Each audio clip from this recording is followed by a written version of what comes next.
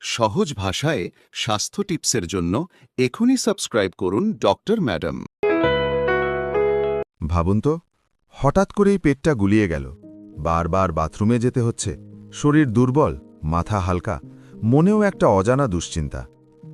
Diarrhoea এমনই এক সমস্যা যা দৈনন্দিন জীবনকে হঠাৎ থামিয়ে দিতে পারে।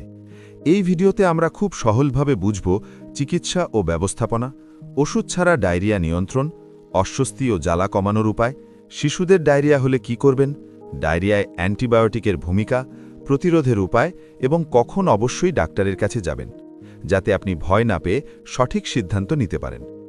এই স্ক্রিপ্টটি লেখা ও রিভিউ করেছেন doctor Shreyasi Chatterjee, MRCP, UK, medicine specialist, diabetes and hormone specialist.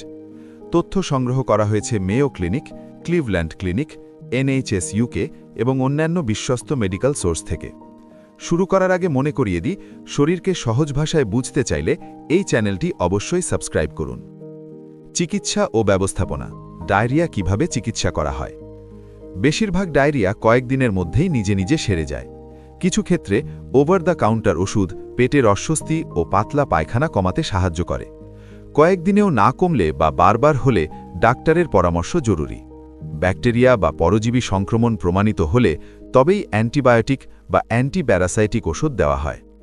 IBS বা ইনফ্লেমেটরি বাওয়েল ডিজিজের মতো দীর্ঘমেয়াদী সমস্যায় মূল রোগের চিকিৎসা দরকার।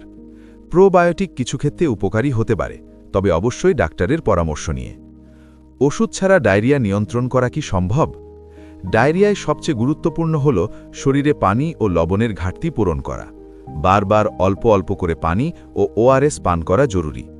হালকা খাবার খেতে হবে, যেমন কলা, সাদা ভাত, অ্যাপেল সস ও টোস্ট। সেদ্ধ আলু, নুডলস, চামড়া ছাড়া চিকেন বা মাছ ভালো বিকল্প। কফি, চা, কোলা ও অ্যালকোহল এড়িয়ে চলা উচিত। গ্যাস তৈরি করে এমন খাবার ও কার্বোনেটেড ড্রিঙ্কস এড়াতে হবে। ডায়রিয়ার সময় দুধ ও দুগ্ধজাত খাবার সাময়িকভাবে বন্ধ রাখা ভালো।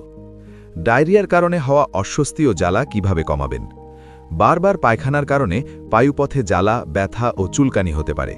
কুসুম গরম পানিতে বসে থাকলে আরাম মেলে। তোয়ালে দিয়ে আলতো করে শুকাতে হবে, ঘষা যাবে না।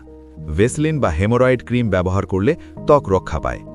শিশুদের ডায়রিয়া হলে কি করবেন? শিশুদের ডায়রিয়া হলে দ্রুত শিশু বিশেষজ্ঞের সঙ্গে যোগাযোগ করা জরুরি।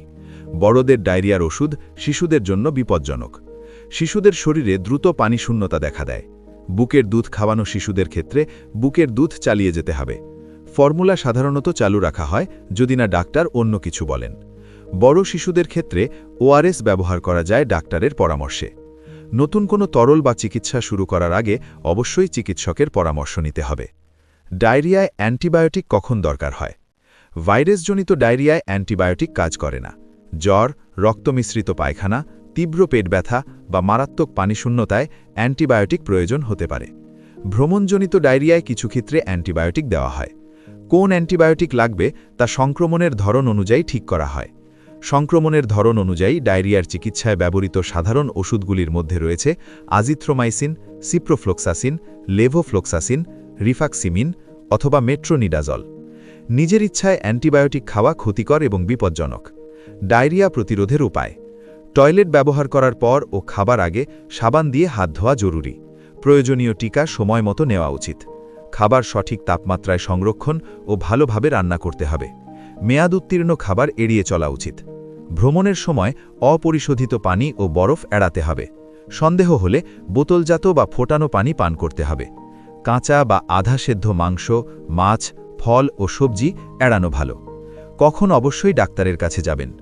কয়েকদিনেও ডায়রিয়া না কমলে, জ্বর, তীব্র পেট ব্যথা বা রক্তমিশ্রিত পায়খানা হলে, পানিশূন্যতার লক্ষণ দেখা দিলে, মাথা ঘোরা, মুখ শুকিয়ে যাওয়া, প্রস্রাব কমে যাওয়া।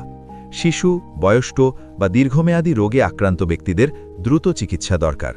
ডায়রিয়া অস্বস্তিকর, কিন্তু বেশিরভাগ সময়ই এটি সাময়িক। সঠিক যত্ন, পর্যাপ্ত তরল এবং সময়মতো চিকিৎসায় দ্রুত সুস্থতার চাবিকাঠি।